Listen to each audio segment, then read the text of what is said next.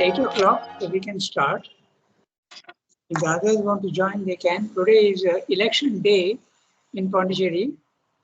The Indian elections will go on for 1.5 months because it's a huge country and it has to be done in phases. So today is Pondicherry.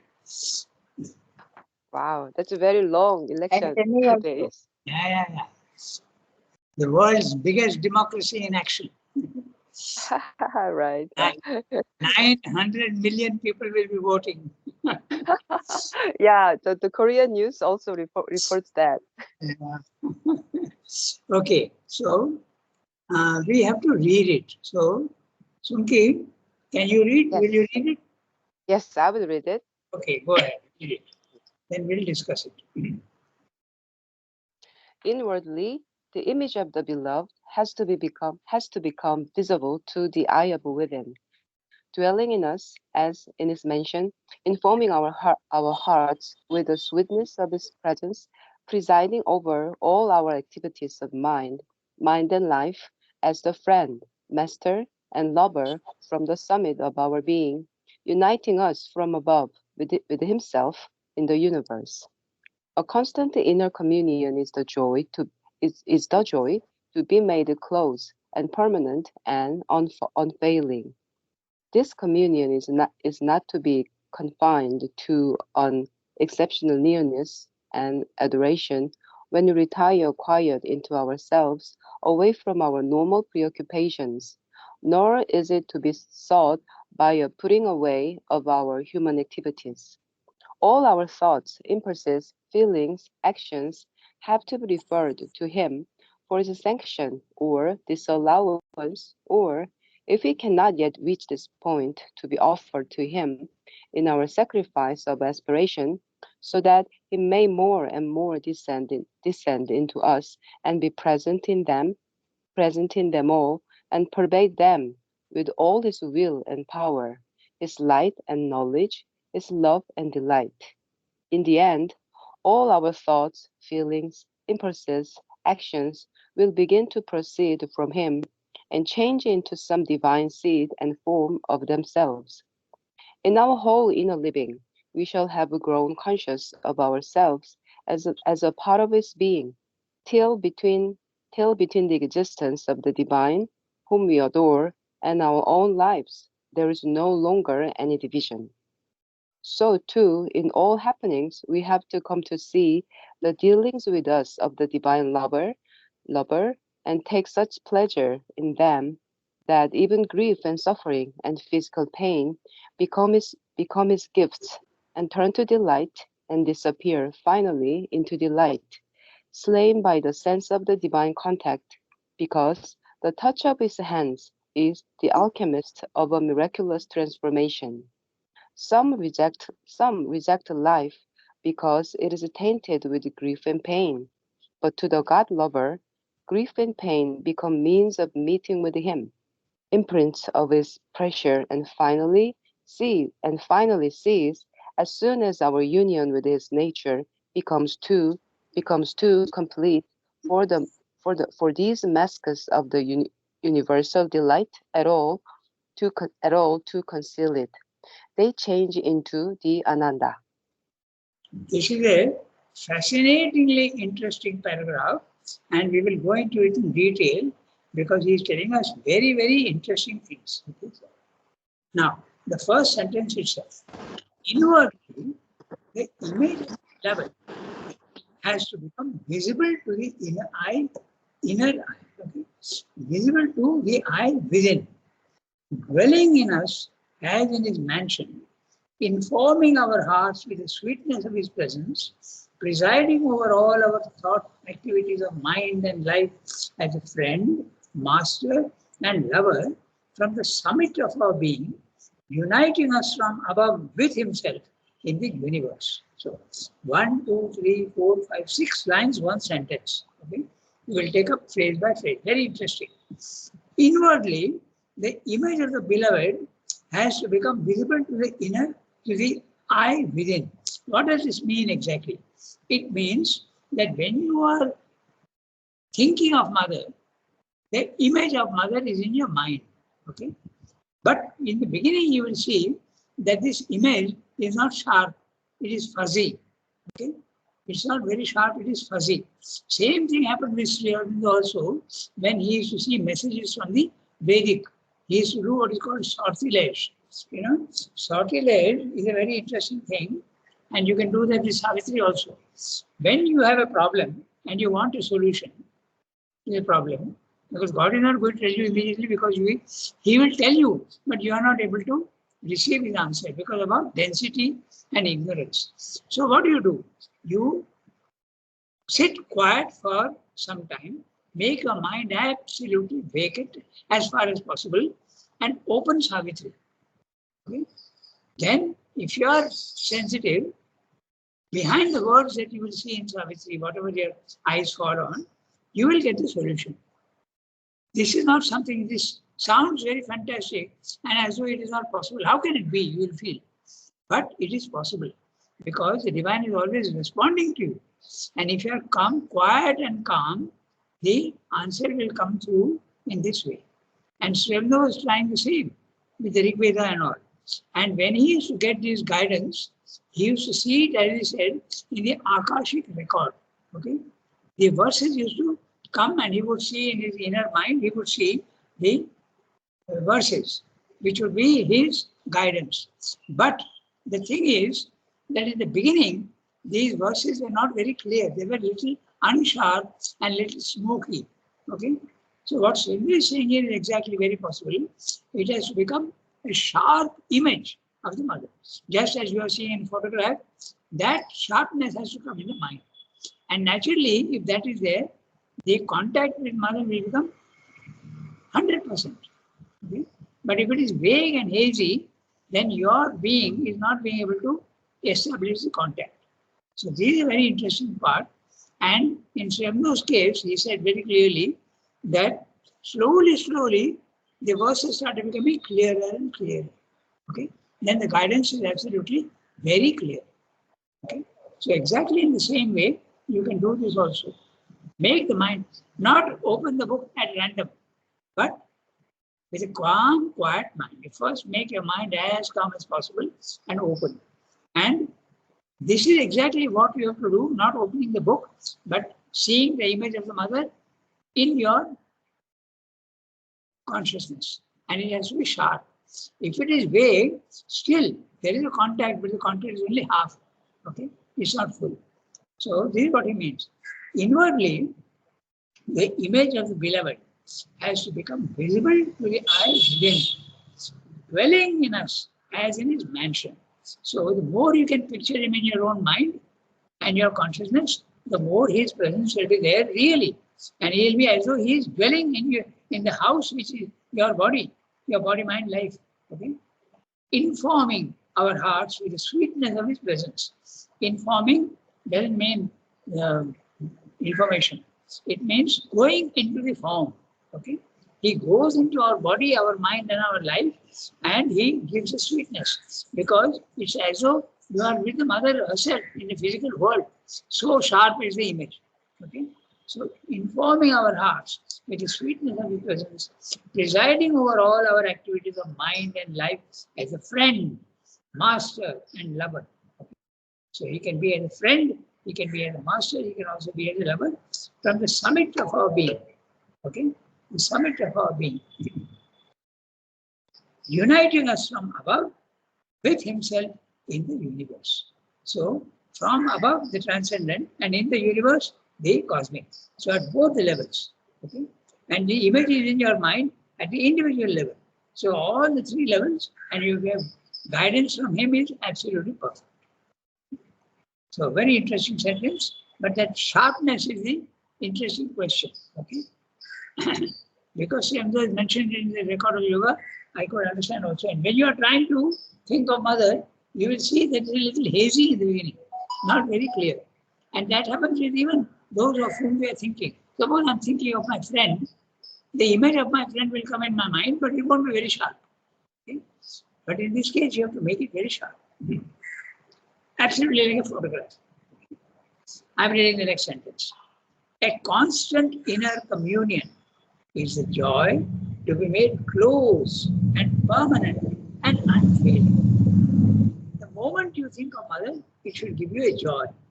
In the beginning, many children ask me, but it's very mechanical. I try to think of mother, but it's mechanical. The answer is very clear. In the beginning, it will be mechanical, but slowly, it will give you emotion also. When you think of the mother, it will give you joy. Okay, so that's what we're saying here. A constant inner communion is a joy to be made close and permanent and unfailing. Okay? So this communion is not to be confined to an exceptional nearness and adoration when we retire quiet into ourselves, away from our normal or preoccupations. I will stop here. So what's he saying? He's saying that this communion, thinking of mother, is not only when you are sitting quietly in your chair in your own room without any disturbance. It should be there in all activities. Even when I'm working, even when I'm on the printing machine, even when I'm talking on the Zoom or Skype, the presence of the Divine Mother should always be there in my mind. That's what he's saying. This communication is not to be confined, not to be limited, only to an exceptional nearness and adoration when we retire quiet into ourselves, away from our normal preoccupations. It should be there at all times, 24 hours. Nor is it to be sought by a putting away of our human activities. So, in order to see the mother clearly in your own mind, you stop your work. That's what they're saying is not to be done. You have to continue your work and still go on aspiring to mother's presence. All our thoughts, impulses, feelings, actions have to be referred to him for his sanction or disallowance. So when the guidance is perfect, then you will see that you are getting the answer exactly what you should do. When you have a problem, you ask, should I do this? I've got a little doubt. Should I do this? The answer will come.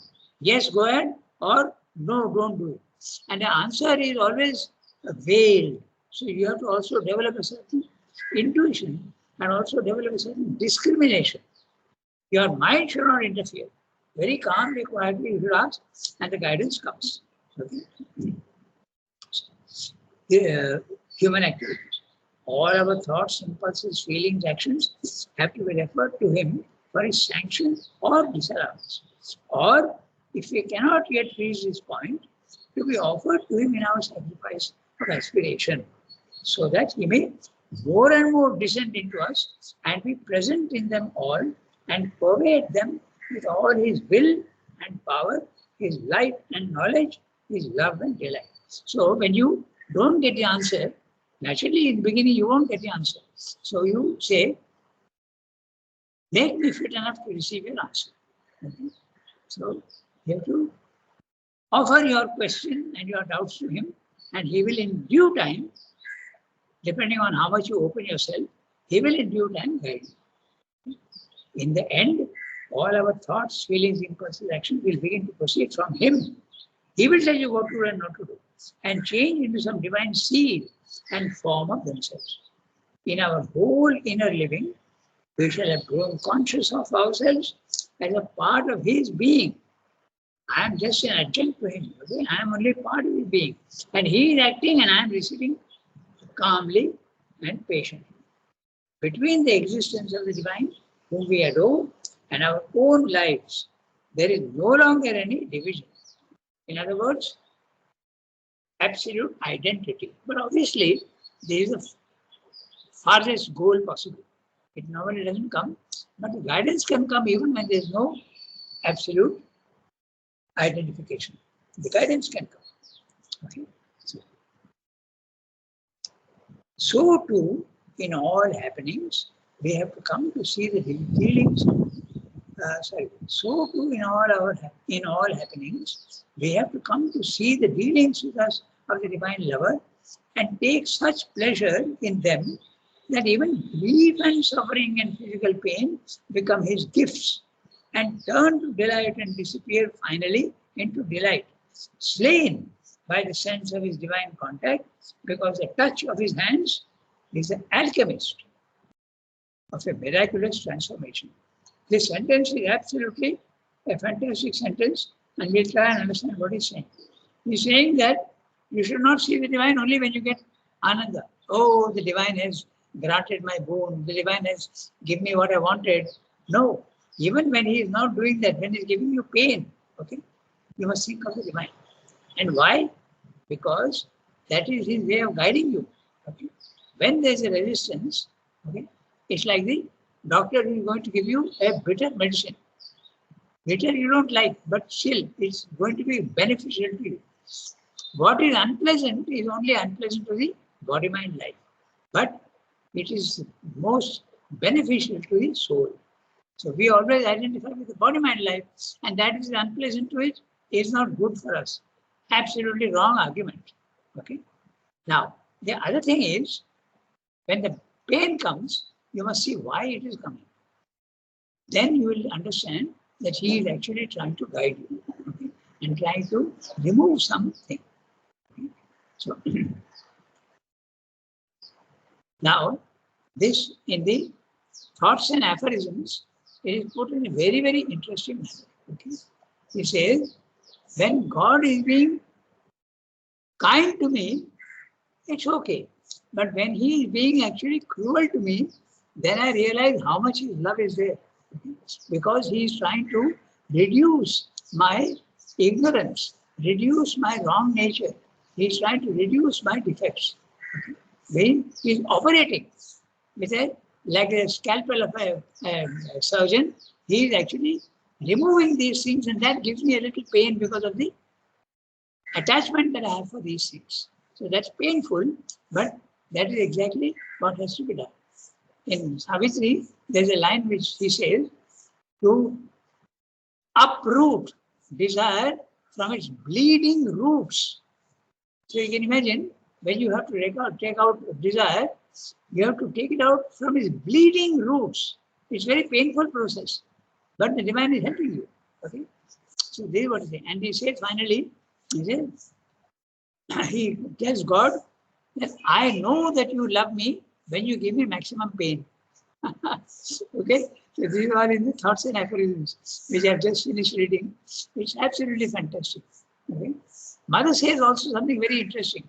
She says that when you have a very ordinary life without any problems and go on, then you know that the divine is not paying much attention to you. Okay, because you are not ready yet.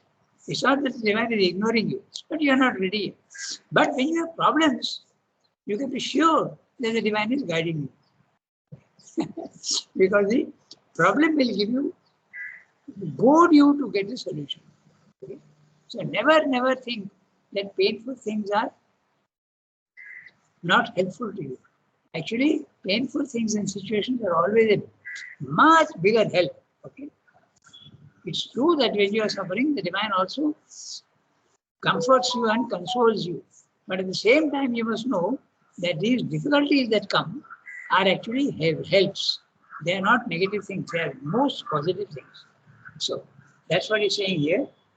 So too, in all happenings, we have to come to see the dealings with the divine lover and take such pleasure in them that even grief and suffering and physical pain become his gifts and turn to delight and disappear finally into delight, slain by the sense of divine contact. Slain. Okay. Your difficulties are being slain. So it's a little painful by the sense of a divine contact, because the touch of his hands is the alchemist. And what is an alchemist? An alchemist is one who can turn anything into gold. So your suffering, if you take the right attitude, will become gold. It will become absolutely the opposite. Pain will become ananda. That's what he's telling you also in the end. Okay? So it's a very interesting thing. And you can also see it in another way. Okay? If I'll give you the most ridiculous example, but you can start with that. Okay? So suppose a mosquito comes and bites you. Okay? Then it's painful for next 15-20 minutes. It's very painful, and your hand will always go to that and try to make it a little less painful. But if you take that as though the divine is prodding you in an amusing manner and trying to get your attention to himself, okay, as though Sri Krishna is playing games with you, okay, Then you will see how interesting it becomes. Okay? So this is exactly what it is. As soon as a mosquito bite comes, I'm talking about the mosquito bite, the least of problems. But the bigger problems are more difficult. That's why I'm just telling you about the smallest problem. Okay? Think of it as though Balakrishna, the young Krishna, has come and is poking fun to you and say, hey, pay attention to me. Okay? Then the whole thing changes. You actually start seeing it in a totally different light. Okay? So that's what is being said here. Okay? Then he's saying, some reject life because it is tainted with grief and pain. But to the God lover, grief and pain become means of meeting with him, imprints of his pressure, and finally cease as soon as our union with his nature becomes complete. For these masks, what are the masks? Pain is a mask of pleasure. Adversity is a mask of beneficence, okay, of blessings. Difficulties are masks of the help that the divine is giving, or the universal delight at all to conceal it. They change into the Ananda. I'll tell you a very interesting story. Okay, there used to be Jugalda. He used to be in charge of knowledge, and he was very close to me, and I used to have a lot of discussions with him. Towards the end, when I stopped working in the press and I was meeting, I used to talk to him, and he had a corn on his foot, and very painful corn. So I told him, Jugalda, it's very simple nowadays. There are corn caps. You just get a corn cap and put it, and maybe you have to put twice or thrice, and it comes out with the root. It comes out, so there's no pain. He said, "Nah, bhai, not like that. Hey, this pain, actually, when I'm walking, because he never had a cycle. He used to always walk to knowledge, walk to dining hall, everything. And he told me that when I'm walking and the pain comes, it shall help me for remembrance." So doing the same thing to the big side. Okay? So it should help you to remember the Lord. We should not remember the Lord only when our wishes are fulfilled. We should also remember him, and that also happens actually. But you must have faith that he is actually doing good to you. Okay. There's a very interesting paragraph that we read just now. Okay. And you have to see it in there. Now, we can go to the next paragraph. Okay. All the relations by which. So, who will read? Shall I read? Okay, Yasmin, go ahead. All the relations.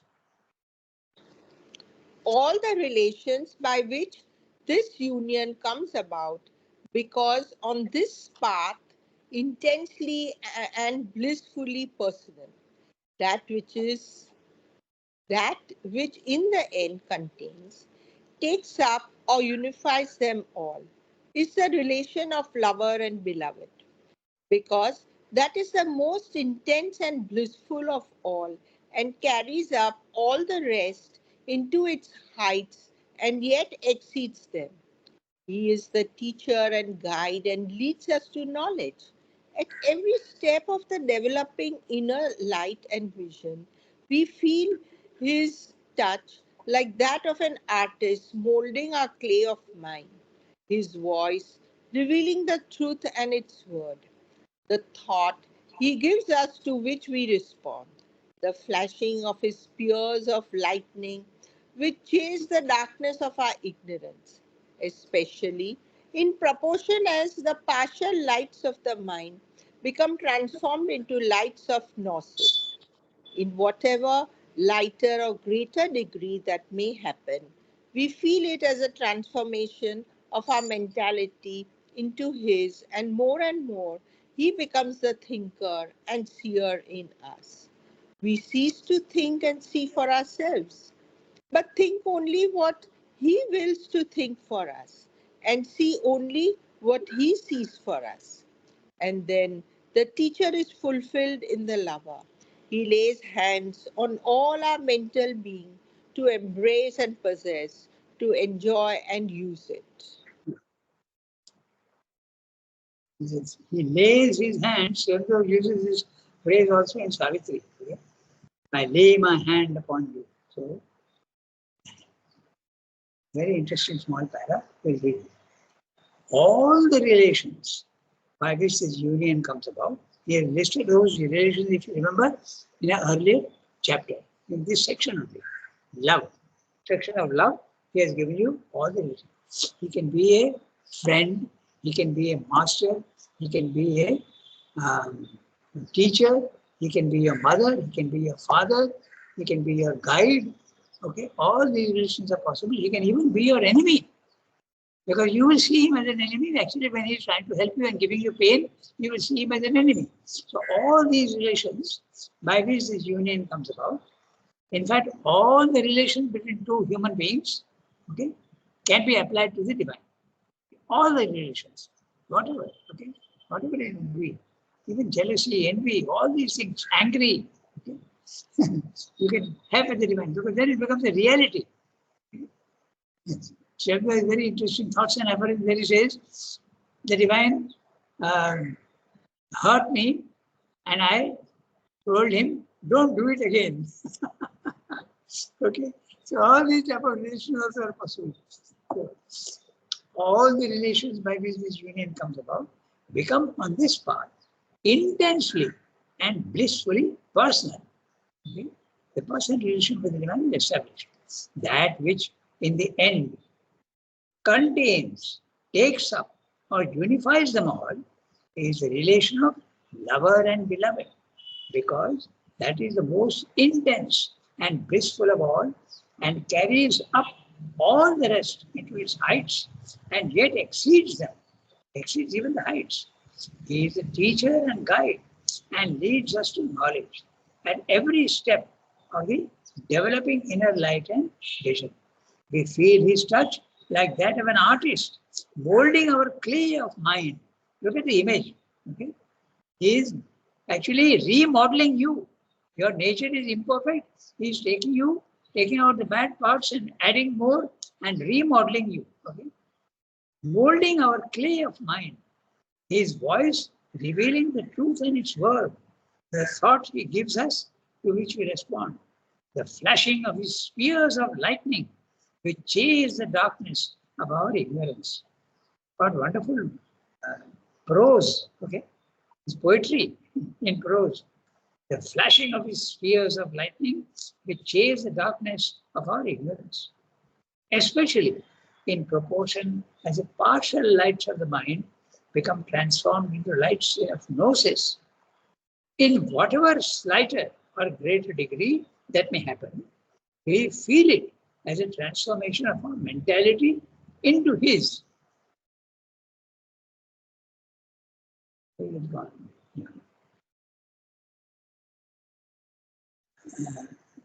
Lights into whatever may happen, we feel it as a transformation of mentality into his. And more he becomes a thinker and seer in us. We cease to think and see for ourselves, but think only what he wills to think for us and see only what he sees for us. And then the teacher is fulfilled in the lover. He lays hands on all our mental being to embrace and possess, to enjoy and use it. So we still have 10 minutes. So if Archana ji has got the text, she can read the next one. He is a master. But if she is ready, she can read. But if she is not ready, then either Kiran or Shilpa can read. I think she is not there. So, Kiran, would you like to read? Yes, Rangada. Okay, go ahead. He is a master. Shilpa can read next. Okay. He is the master, but in this way of approach, all distance and separation, all awe and fear and mere obedience disappear, because we become too close and united with him for these things to endure, and it is the lover of our being who takes it up and occupies and uses and does with it whatever he wills.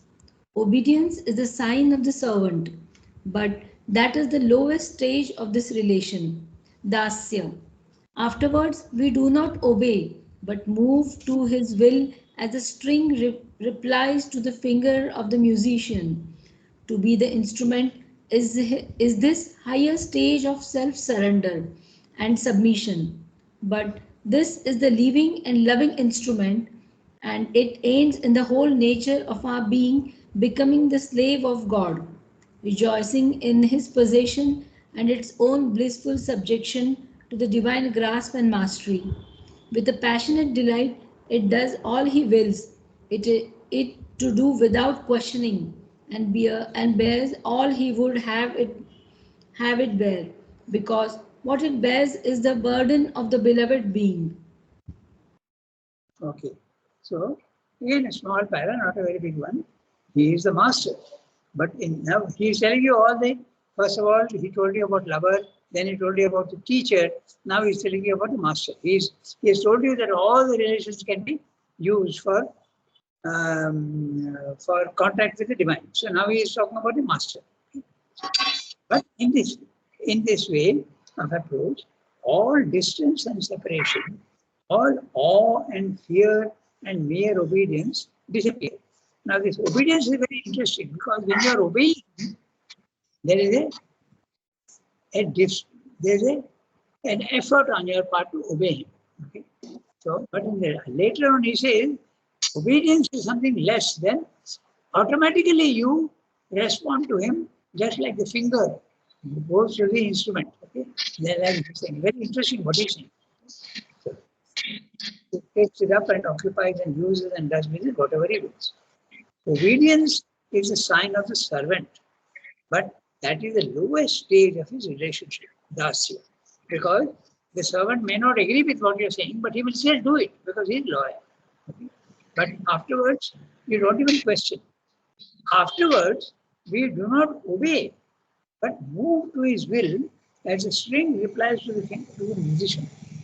So interesting an image he is using. No more obedience.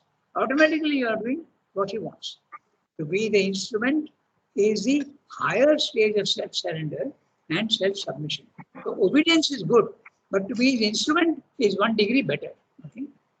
But this is the living and loving instrument, and it ends in the whole nature of our being, becoming the slave of God, rejoicing in his possession and its own blissful subjection to the divine grasp and mastery.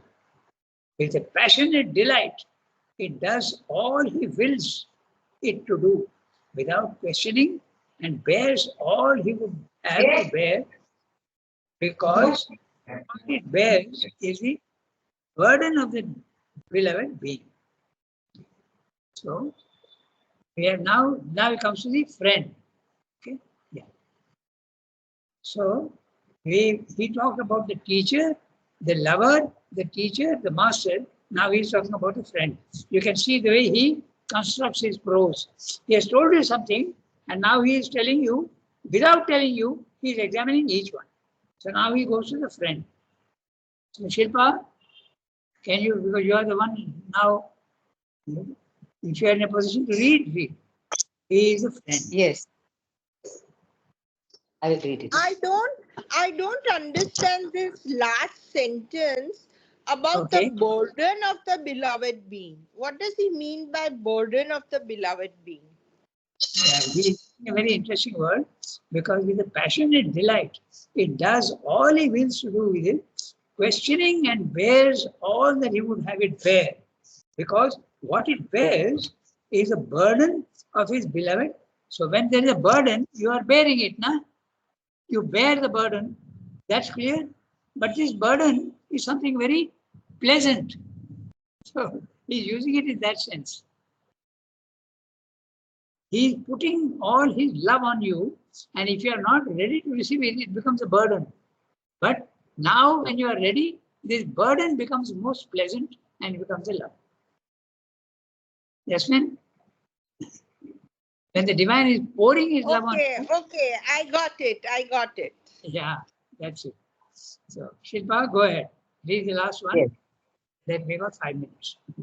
He is the friend, the advisor, helper, savior in trouble and distress, the defender from enemies, the hero who fights our battles for us or under whose shield we fight, the charioteer, the pilot of our ways.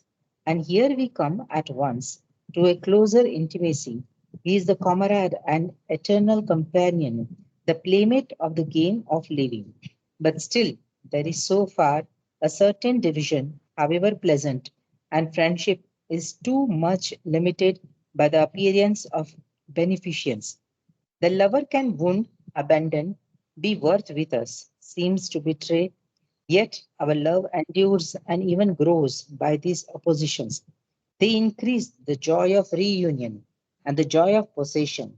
Through them, the lover remains the friend, and all that he does, he find in the end, has been done by the lover and helper of our being, for our soul's perfection as well as for his joy in us. These contradictions lead to a greater intimacy. He is the father and mother too of our being, its source and protector, and its indulgent cherisher and giver of our desires. He is the child born to our desire, whom we cherish and rear. All these things the lover takes up. His love in its intimacy and oneness keeps in it the paternal and maternal care and lends itself to our demands upon it. All is unified in the deepest many-sided relation. So we have discussed the many-sided relation: lover, teacher, master, friend. Okay. So please take it up only a few. Okay. So, teacher and guide, you can also be the same. So this is what he's saying. We've got 3 minutes and we can, I'll read out a summary of what he's saying here. Okay. So that next time we'll go from the beginning. I'm reading the summary of what he's saying. We have discussed the relation of master and servant, but God is also the friend, advisor, helper, savior, the hero who fights our battles. And it is in his shield, it is his shield that protects us. He is the charioteer, the pilot of our ways.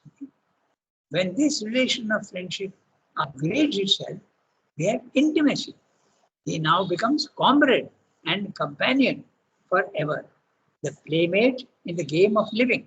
You must think also that when you get a little pain or much pain, he is playing games with you and teasing you. He becomes a playmate. If you think of that way, the problem becomes much less also in your own mind. Okay? Friendship implies beneficence, in which there is, however small quantitatively, an iota of patronizing. So, playmate, comrade, and companion certainly denote a closer relation. But what about love? The lover can wound, be angry, okay, abandon, all because of intimacy and absence of social niceties, politeness, and formalities. Because he is very close to you, he can do whatever he wants. But even these only increase the love, and joy of reunion becomes even sweeter. Even in human relations, this is true. Okay? All the divine does, including the hurt, the absence, the abandonment, we find later to be the most considerate and helpful.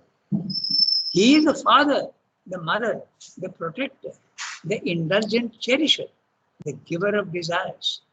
He is even the child born to our desire, whom we cherish and rear. Now, this is a very interesting one. There is an interesting incident in Ramakrishna's life, Gopal and Ma. Okay? So it's a story which I'll tell you next time, because now we have run out of time. Okay? All is unified in the deepest many-sided relation. That's what he's saying.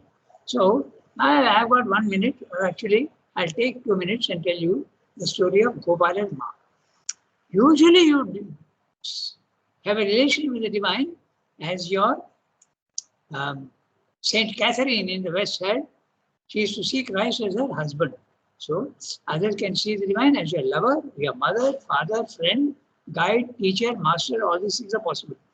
But to experience the divine as your own child is a very, very rare case. And Gopal and Ma is one of those cases. She was an old woman, very poor, and she used to have nothing in her house. Okay? And There's Gopal, the child soul, Balakrishna. He used to come and pester her because she used to love him. He used to come and pester her. Actually, he used to come and say, "Amake mudi dao, give me something to eat." And whatever she had, she would give him and he would enjoy. And when she used to go to Ramakrishna, walking from her hut to Ramakrishna, she was subtly carrying Balakrishna in her hands, okay, in her arms. And she used to go to him. And when Ramakrishna used to see her, he used to see Balakrishna in her hands, in her arms. And he used to go and sit on her lap because he's identifying himself with Balakrishna. It's a very interesting story. And after 6 months, the experience faded for Gopalarma. And she was miserable. And Ramakrishna had to explain to her that experiences come, but because of our imperfections, the experiences also fade away until we are perfectly pure. And so I have never come across any other case where you see the divine as your own child. So this is an exceptional case and a very interesting one. The story of Gopal and Ma. Rangada, Pardon? Rangada, can you hear me? Yes, I can. Rangada, can you hear? Yes, I can hear. Surdas is also the same thing. Surdas also Oh, used to worship Krishna as his son, na? Surdas. Oh, acha, okay. I didn't know that. That's interesting. Good. So one Yeah. more case. Yeah. Surdas in the north, yeah. And he was supposed to be blind. He was blind. He was Acha. blind, and he could see Krishna as in his Gopal roop. Okay, okay. I'll also Google And Surdas and yeah. And Meera worshipped Krishna as a husband. husband. Yes, exactly. Meera? Like saying, yeah. That's right. Very interesting relationships. Okay. But one of the sweetest is to see the divine as your mother. Because the relation with the mother is something quite qualitatively different from that of a father. The father, there's a little bit of respect, there's a little bit of awe, okay? But with the mother, all this awe and respect disappear entirely. Okay? So it's wonderful. What beautiful paragraphs you have read today. Marvelous.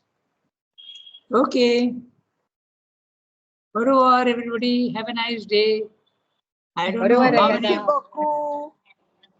I don't know how many of you are going to vote. I am going to vote. I'm going. Okay, that's good.